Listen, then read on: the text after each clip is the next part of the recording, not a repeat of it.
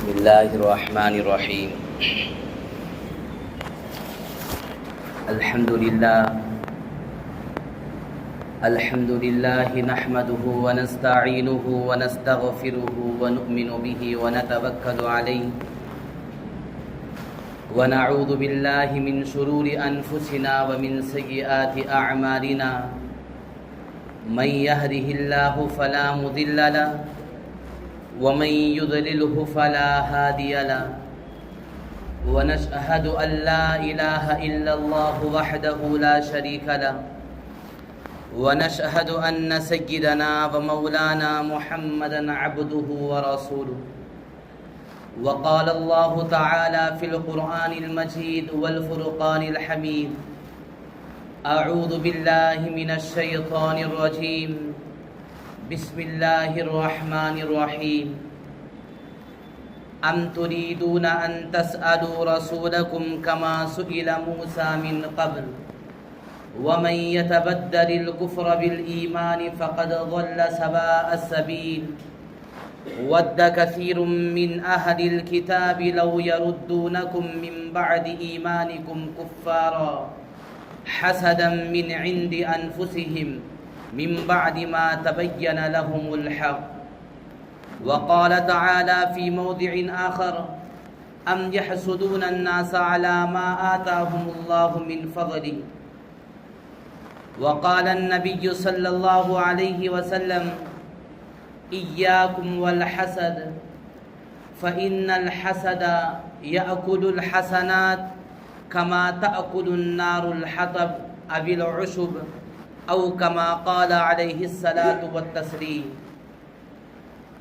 اللهم صل على سيدنا محمد في أول كلامنا، وصل على سيدنا محمد في أوسط كلامنا، وصل على سيدنا محمد في آخر كلامنا، وصل على سيدنا محمد في كل كلامنا يا رب العالمين.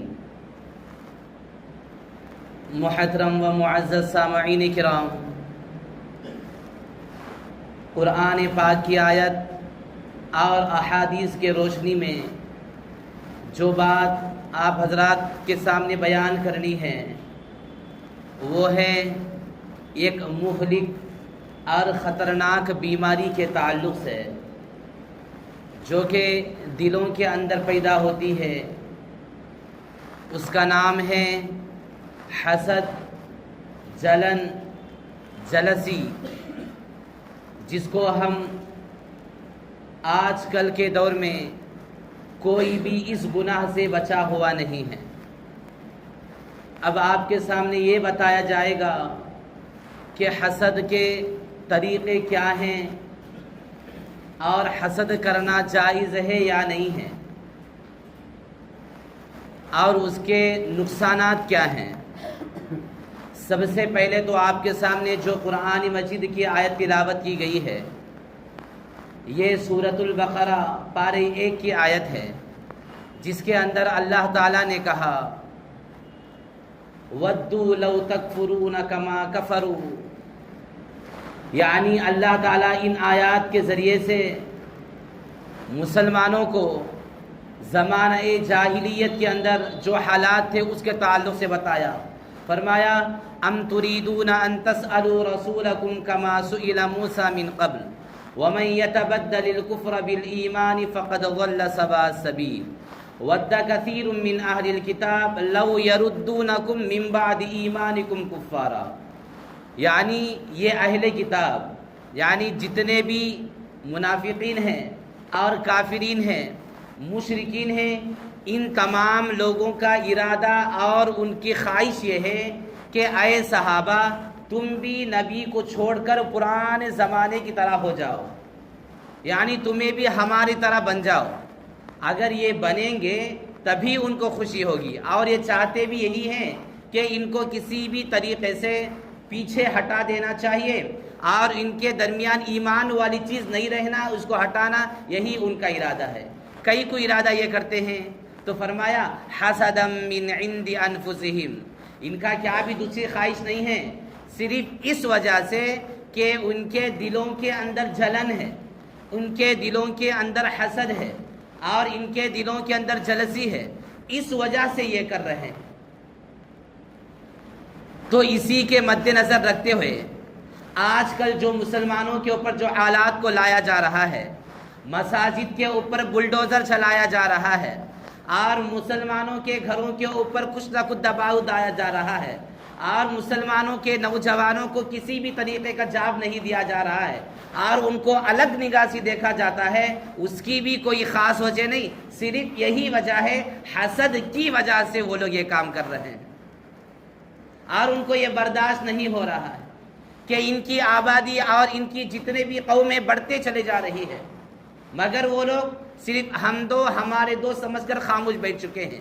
جب مسلمانوں کے بچے زیادہ ہوتے جا رہے ہیں تو یہ بھی ان کو برداشت نہیں ہو رہا ہے۔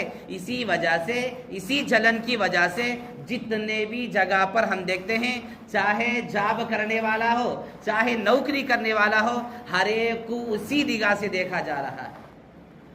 مسلمان ہیں اس کو الگ کر کے دیکھا جاتا ہے۔ ہمیں وہاں پر یہ نہ سمجھے کہ ہمارے اندر کوئی گندگی نہیں، بلکہ ان کی جلن کی وجہ سے اور ان کے بڑوں کی جلن کی وجہ سے وہ یہی تک بھی رتبہ آتے چلا جا رہا ہے۔ اور آپ صلی اللہ علیہ وسلم نے اسی طریقے سے اللہ نے یہ بھی فرمایا، ام یحسدون الناس علی ما آتاہم اللہ من فضلہ، پارے 5 کی آیت ہے، جس کے اندر اللہ تعالیٰ یہ کہتا ہے کہ جس وقت میں اللہ تعالیٰ نے نبوت کو بنی اسرائیل میں سے ہٹا کر بنی اسماعیل میں دیا، یعنی اسماعیل علیہ السلام کے خاندان میں دیا، تو اس وقت میں بنی اسرائیل کے جتنے بھی لوگ تھے وہ لوگ ان کو جلنے لگے اور یہ کہنے لگے اللہ تعالیٰ اتنے برسہ سے ہماکوش نبوت کا دیتا تھا، ہمارے خاندان میں اس نبیہ پیدا ہوتے تھے، اب کئی کو اللہ تعالیٰ انہاں کے خاندان میں دیا۔ یہی جلن ان کے اندر تھی اور اسی جلن کی وجہ سے وہ آپ صلی اللہ علیہ وسلم پر ایمان نہ لائے۔ اور یہ ایسی چیز ہے ہر آدمی اس کے اندر ہے، چاہے کسی بھی طریقے کا فیل والا ہو، صرف مسلمان ہی نہیں، یہ حسد ایسی ہے کہ علماء کے اندر بھی یہ داخل ہو چکی ہے۔ کوئی بھی انسان اس سے فارغ نہیں ہے، اس لیے کہ یہ دل کے اندر کی بیماری ہے۔ ان بولے تو اسے نہیں بنتا، ان بولے تو اسے نہیں بنتا، یہ ایسا مرض پھیل چکا ہے، کہاں تک گئی ہے اسے معلوم نہیں ہوتا ہے۔ اور اللہ کے نبی صلی اللہ علیہ وسلم نے فرمایا، ایاکم والحسد، تم حسد سے، جلسی سے، جلن سے بچتے رہو۔ کئی کو فإن الحسد یأکل الحسنات، اس لیے کہ یہ جلن دلوں کے اندر جو پیدا ہوتی ہے، یہ جلن ہمارے نیکیوں کو کھاتی ہے۔ کیسا؟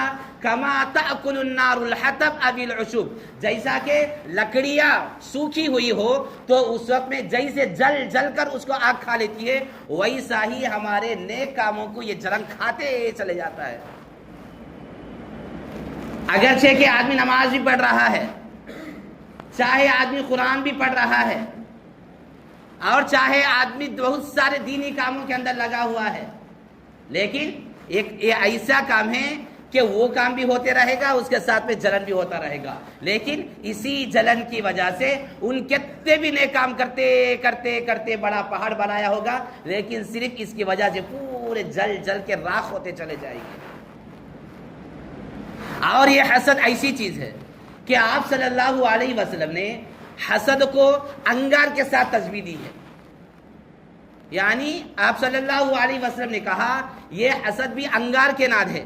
کئی کو انگار کی صفت یہ ہے جب جہاں تک ہو سکے دوسرے کو جلانے کی کوشش کرتا ہے، اگر کون بھی نہیں ملے تو خود بخود خود جل جل جل جل جل کو آخر میں وہی خود کیا ہوگا، راکھ راکھ ہو جائے گا۔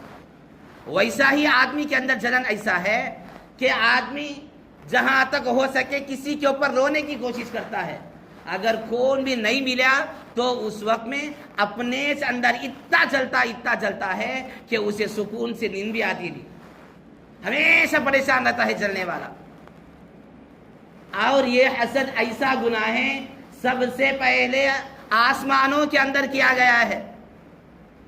آسمان کے اندر سب سے پہلے جو گناہ کیا گیا ہے وہی ہے حسد۔ کیسے؟ جب اللہ تعالیٰ نے آدم علیہ السلام کو پیدا کیا، پیدا کرنے کے بعد شیطان اور ابلیس سے کہا کہ پورے جتنے بھی فرشتے تھے تمام لوگوں کو حکم دیا کہ پورے آدم علیہ السلام کو سجدہ کرو، تو ہر ایک نے فوراً سجدے میں گرا، لیکن یہ ابلیس اور شیطان نے کہا میں کہیں کو کرتا ہوں ناسی، انا خیر من، میں چناسی بہتر جی، کئی کو خلقتنی من نار وخلقتہ من طین، اے اللہ تو مجھے آگ سے پیدا کیا اور اس آدم کو مٹی سے پیدا کیا، مٹی والی چیز نیچے ہوتی ہے اور آگ والی چیز اوپر ہوتی، میں انہاں کے سامنے جھکنے کیا، میں جھکتا نہیں جا، ابا واستکبر، تو اس نے انکار کر دیا، تو اللہ تعالیٰ نے اس کو ایسا راندائی درگاہ کر دیا اور اس کو وہاں سے اٹھا کر زمین کے نیچے پھینک دیا، اگرچہ کہ شیطان کے پاس بھی علم تھا، شیطان کے پاس بھی سب کچھ تھے، لیکن اسی حسد اور جلن کی وجہ سے، اسی نافرمانی کرنے کی وجہ سے اللہ تعالیٰ اٹھا کر زمین کے پھینک دیا ہے۔ تو سمجھے کہ یہ کتنی خطرناک مہلک بیماری ہے۔ اور زمین کے اندر بھی جو سب سے پہلے جو گناہ کیا گیا ہے وہ بھی حسد ہی ہے، آسمانوں کے اوپر بھی سب سے پہلا گناہ کیا گیا ہے وہ بھی حسد، اور زمین کے اوپر بھی جو حسد کیا گیا ہے وہ بھی بڑا گناہ حسد ہی تھا۔ یعنی جب آدم علیہ السلام کی اولاد پیدا ہو رہی تھی اس زمانے میں ان کا قاعدہ یہ تھا کہ ایک ہی وقت میں دو دو بچے پیدا ہوتے تھے حضرت حوا کو۔ اب یہ دو بچوں میں سے جو دو بچے ایک دم مل کو پیدا ہوئے ان دونوں کا آپس میں نکاح کرنا جائز نہیں، لیکن پہلے جو پیدا ہوئے ان میں کے بچی ان میں کا بچہ اور ان کا بچہ ان کی بچی، اس طریقے سے نکاح کرنا جائز تھا۔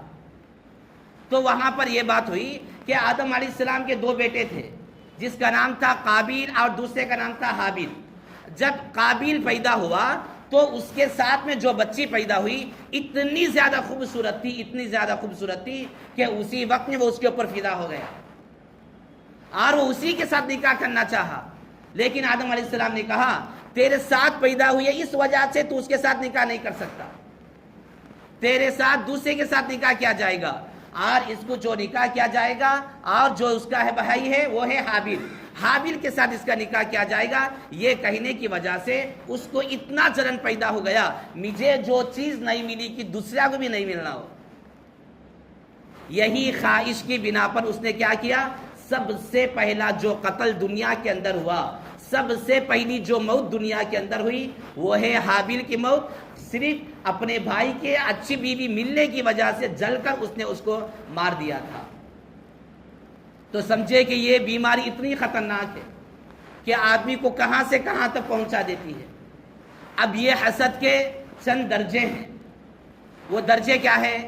سب سے پہلی چیز یہ ہے کہ حسد، اس کے تعلق سے اور بھی نقصانات سنیں۔ اس کا نقصان یہ ہے کہ جو آدمی اپنے کسی کے بارے میں جلن کرتا ہے، حسد کرتا ہے، تو اس کی وجہ سے نقصان کیا ہوگا؟ تو اس کو حضرت معاویہ رضی اللہ تعالیٰ عنہ نے اپنے بیٹے سے کہا اے بیٹے تو کسی سے بھی جلنا نہ کو، کہیں کو جلنا نہ کو، اس لیے کہ اگر تو کسی سے بھی جلے گا تو نقصان ہونے کا کیا کہ اسے بعد میں، لیکن سب سے پہلا نقصان تجھے ہوگا، تجھے سکون نہیں رہے گی، ہمیشہ پریشان رہے گا۔ اگرچہ کہ جس کو کوئی نعمت ملی ان آرام سے کھاتا ہے، پھرتا ہے، پاٹیا کرتا ہے، سب بھی چلتا ہے، اس کے بارے میں ہمیں جلتے جلتے اندر سے کھولتے رہتے ہیں، لیکن اس کی وجہ سے کیا بھی فائدہ نہیں، یہاں تک کہ سوچ کو ایسی بیماری آ جاتے ہیں کہ آدمی ان بیماریوں کا علاج کرانے واسطے الٹا ان پیسے لگانا پڑتا ہے، جلتا ہے اس کے واسطے پیسے لگاتا ہے سب ہی نیچے۔ اور یہ حسد ایسی بیماری ہے کہ آدمی حسن میں، جمال میں، کمال میں اور ہر طرح کی چیزوں کے اندر آدمی حسد کرنے لگتا ہے۔ کسی کو کوئی چیز ملی تو برداشت نہیں ہے، خاندانوں کے اندر حسد ہوتا ہے، علم کے اندر حسد ہوتا ہے، مال کے اندر حسد ہوتا ہے، یہاں تک کہ کام کے بارے میں بھی حسد ہوتا ہے۔ اگر کسی کو اچھا کام ہوا تو وہ بھی برداشت نہیں ہے، اگر کسی کو کوئی فائدہ ہوا تو یہ برداشت نہیں ہے۔ تو فرمایا ان حسد کے چند درجے ہیں، اس میں سے پہلا درجہ یہ ہے آدمی یہ کوشش کرتا ہے کہ دل کے اندر یہ خیال آتا ہے سامنے والے کو کوئی چیز ملی اللہ کی طرف سے کوئی نعمت مل گئی تو اس نعمت پر خوش ہونے کے بجائے دل کے اندر جلن پیدا کرتا ہے اور یہ سوچتا ہے اے اللہ اسے کئی کو دیا یہ چیز، کئی ایسا نہیں بولے تو بھی وہ چیز مجھے مل لو نہیں مل لو لیکن اس کے پاس ہی چلے جانا ہو۔ اگر کسی کے پاس پیسہ ملا تو دیکھ کر آدمی یہ کوشش کرتا ہے، یہ خواہش کرتا ہے مجھے نہیں ملا تو نہیں ملا لیکن اسے مانے ملے جا نہیں ہو، برباد ہو جانا انہیں۔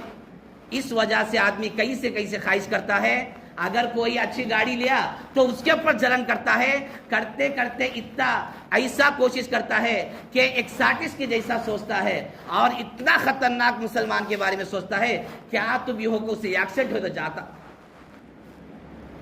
اسے کیا تو موت آئی تو چلے جاتا۔ آج مسلمانوں کے اندر یہ حالت آ گئی ہے کہ کسی کی موت ہوئی اگر ہمارا دشمن ہے تو آدمی خوش ہو رہا ہے اور یہ سمجھتا ہے، اوپر سے دکھاتا ہے لیکن اندر سے کہتا ہے اچھا ہوا مر کو گیا ہی نہیں تو مجھے آڑ آتا تھا ان کام میں، ہر جگہ نقصان ہوتا تھا۔ تو یہ سوچنے والا کتنا بڑا گنہگار رہے گا۔ جب اللہ تعالیٰ نے لوح و قلم کو پیدا کیا، قلم کو پیدا کرنے کے بعد اللہ تعالیٰ نے کہا کہ لکھ، تو اس وقت میں جو قلم وہ لکھا ہے وہ کیا لکھا؟ اس نے یہ لکھا جو آدمی اللہ تعالیٰ کے فیصلے پر راضی نہیں ہوتا اور جو آدمی اپنے اوپر بلائے مصیبتیں آئے تو صبر نہیں کرتا اور جو آدمی ہمیشہ دوسروں کے بارے میں جلتے رہتا ہے، وہ اللہ تعالیٰ اس کے بعد تعلق سے کہتا ہے جا کر ان دوسرے کو معبود بنا لے، میں اس کا اللہ نہیں رہوں گا۔ اللہ تعالیٰ خود کہتا ہے کہ میں اس کا اللہ نہیں ہوں، جا کر ان دوسرے کو کسی کے سامنے معبود بنا لے، اس لیے کہ جس کو بھی جو بھی چیز ملی وہ اللہ تعالیٰ کے فیصلے کی وجہ سے ملتی ہے۔ یہ بات تو سب کو معلوم ہے۔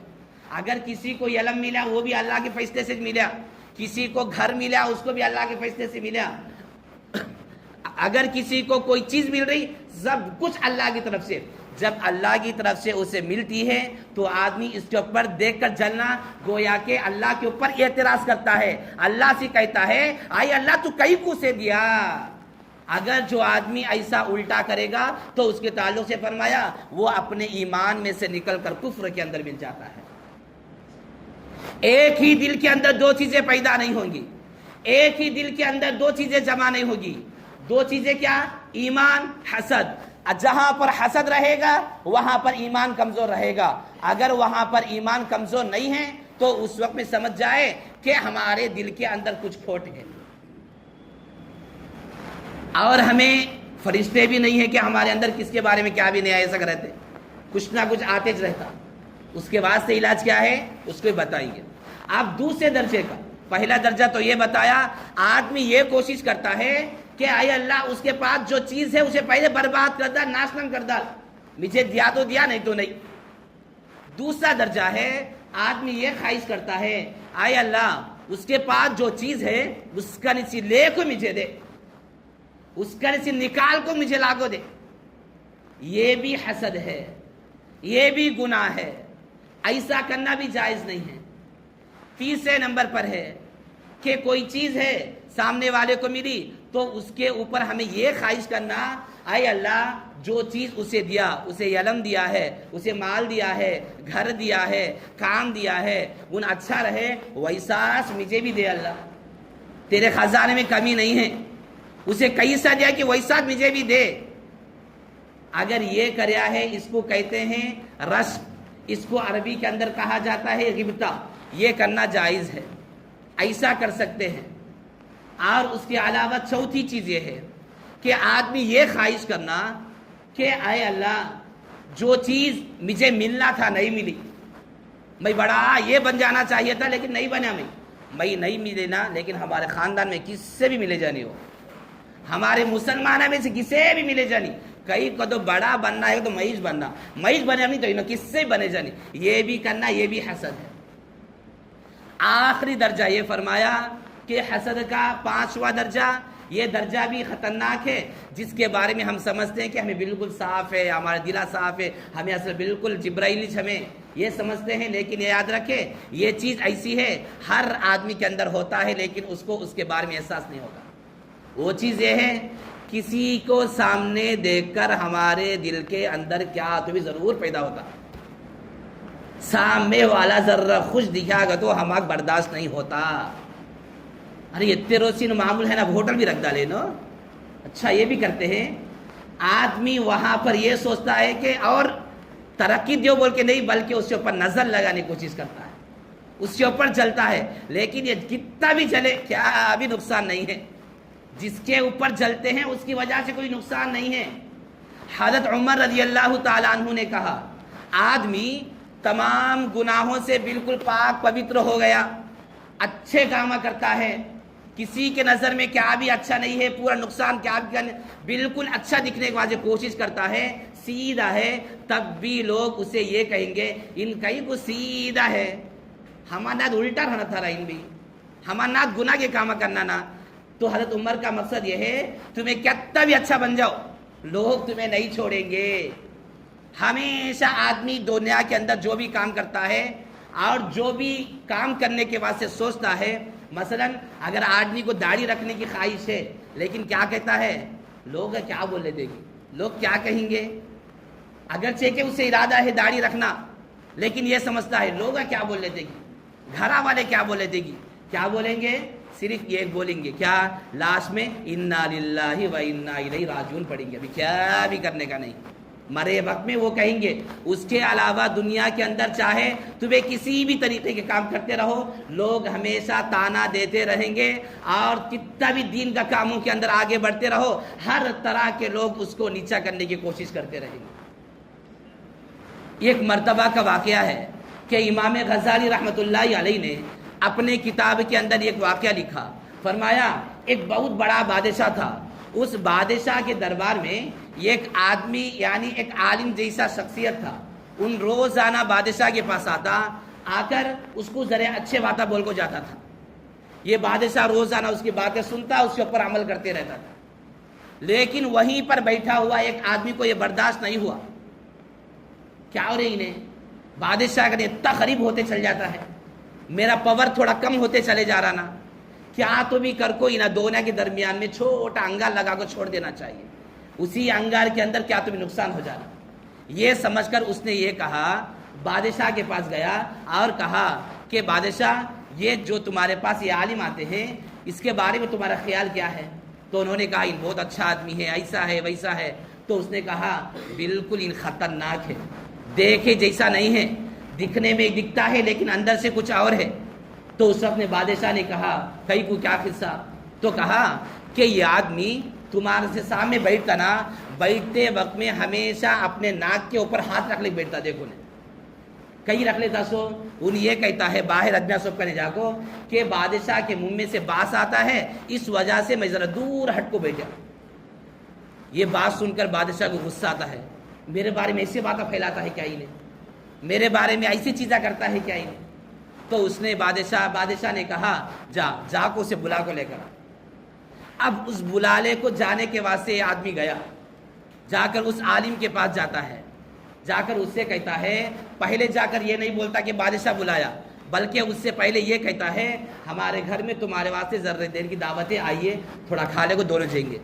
گھر کو بلائے جانے کے بعد ایسی چیزیں ڈالتا ہے جس کے اندر لہسن پیاز زیادہ یوز کرتے ہیں, کچی چیزوں کو زیادہ یوز کرتا ہے, جس کی وجہ سے خود بخود آدمی کے منہ کے اندر بدبو آنا شروع ہو جائے. اب یہ عالم کو یہ کھلا کر بادشاہ کے دربار میں لاتا ہے.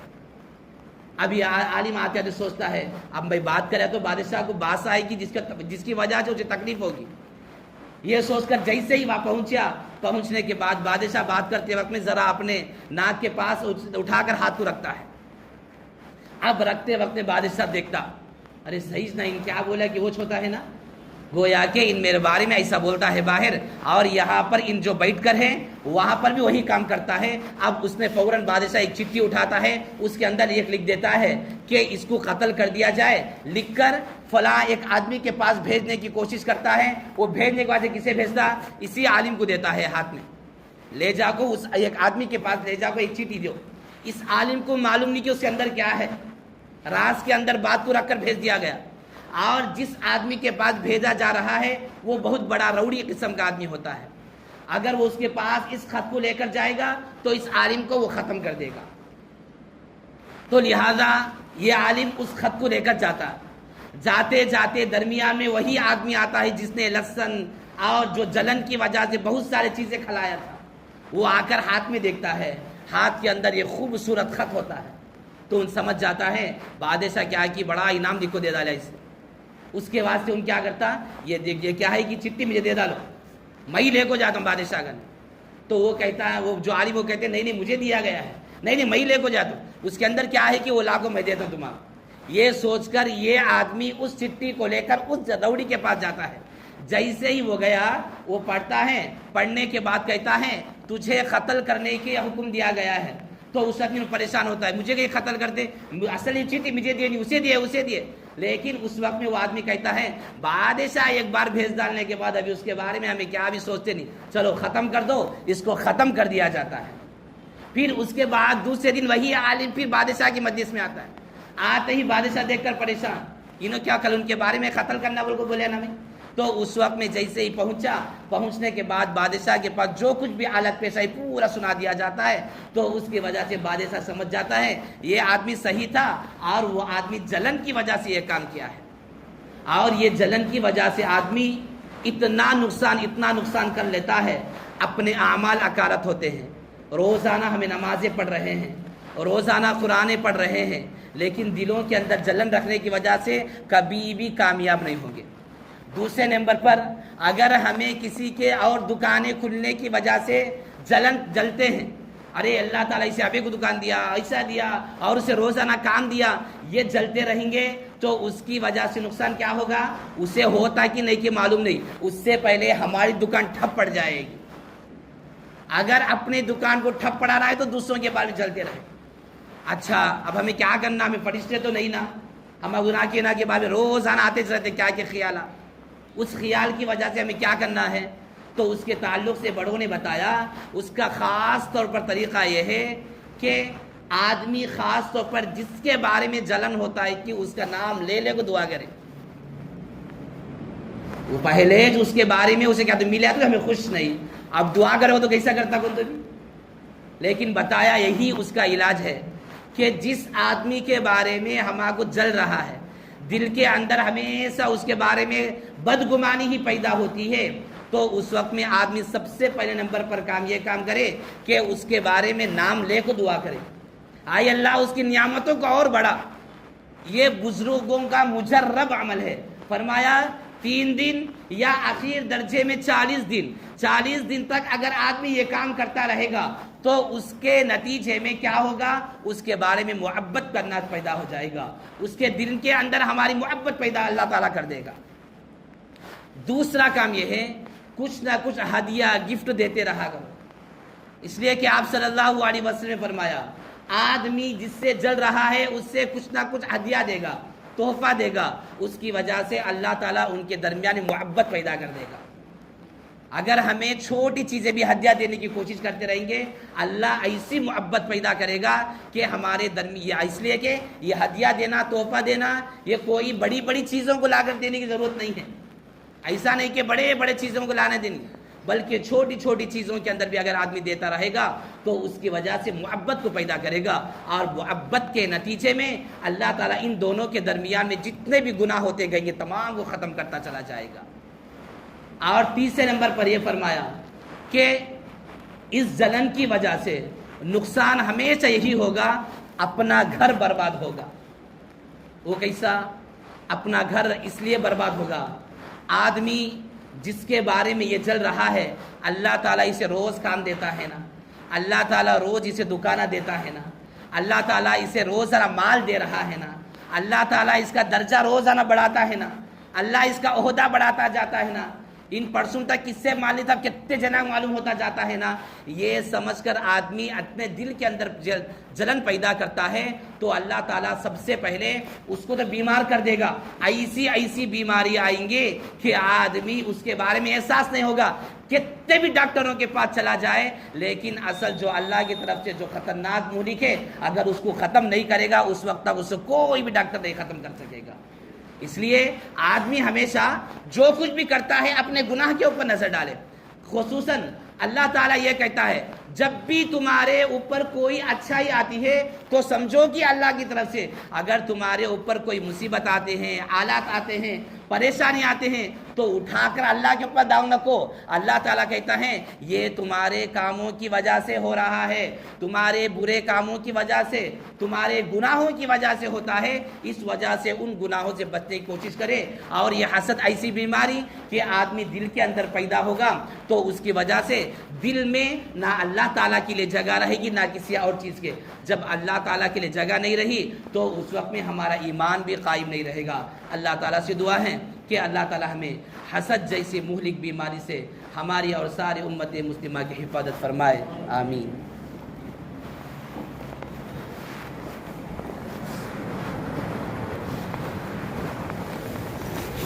اللہ